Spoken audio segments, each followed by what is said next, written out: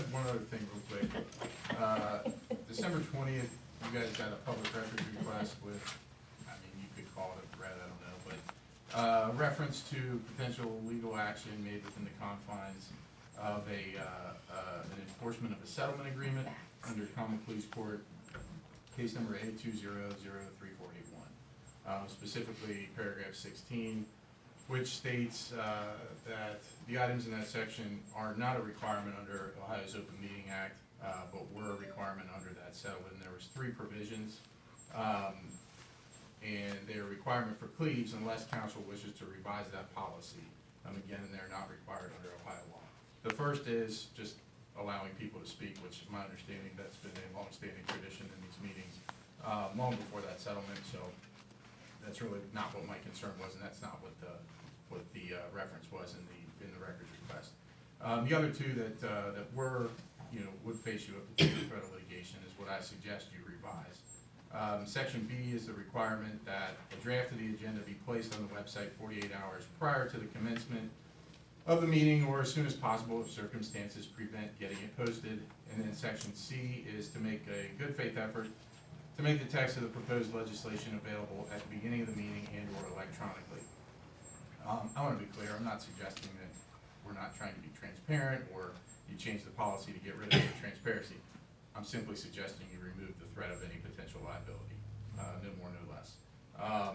Essentially opening yourselves up to this liability when Ohio law doesn't require it, but the law of one person, so to speak, doesn't really make a lot of sense. The language of that settlement agreement entitles the present council that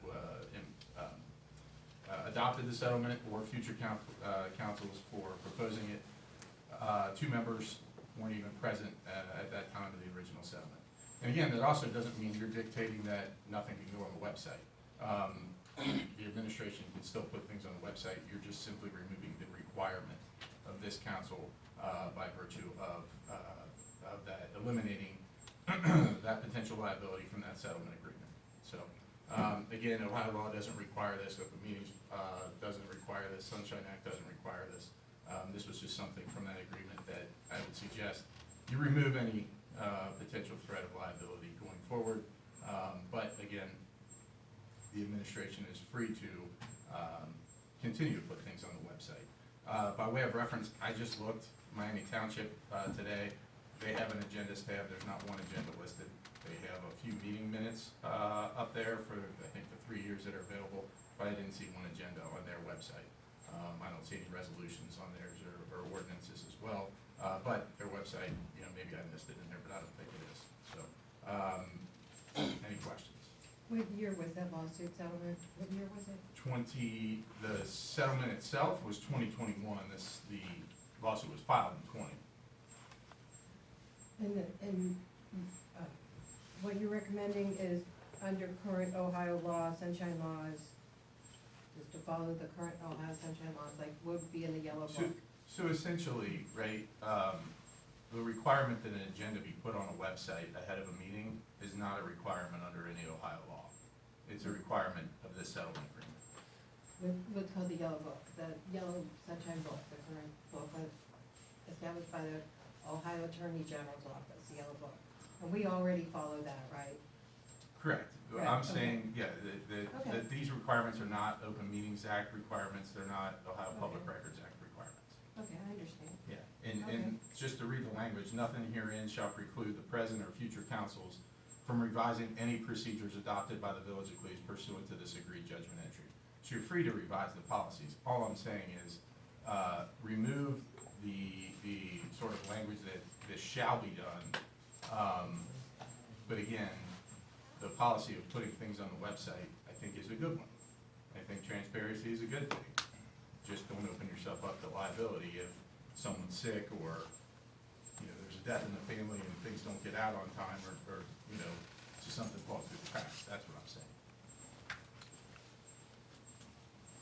So what is it? I agree with what Mr. Nichols is recommending. So what do we have to amend or?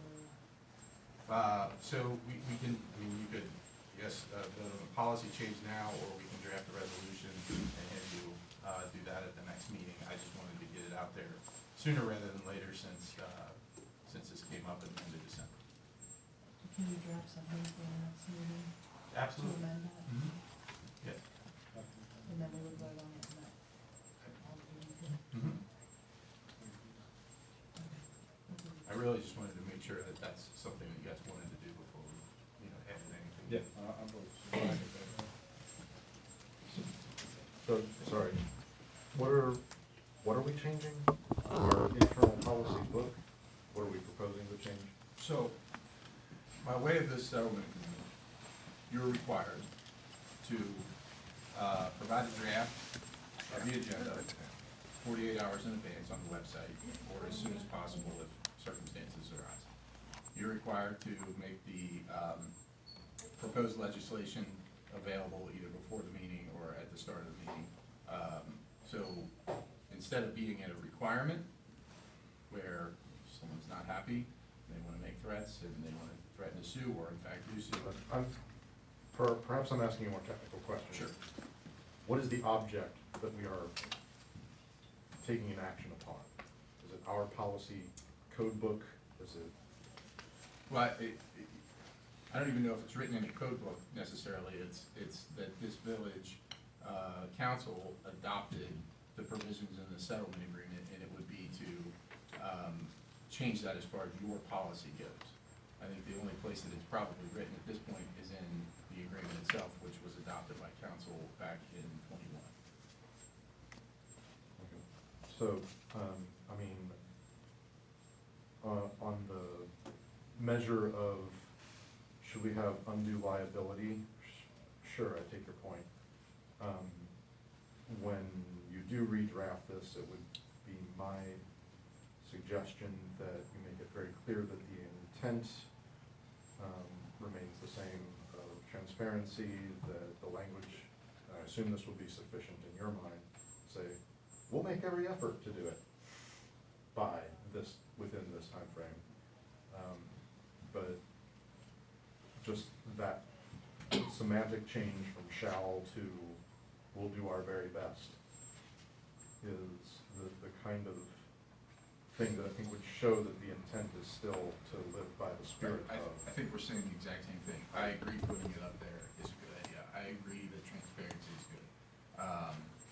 It's just the requirement's the only thing I'm saying that you left. Again, in the event that something happens, life happens to people.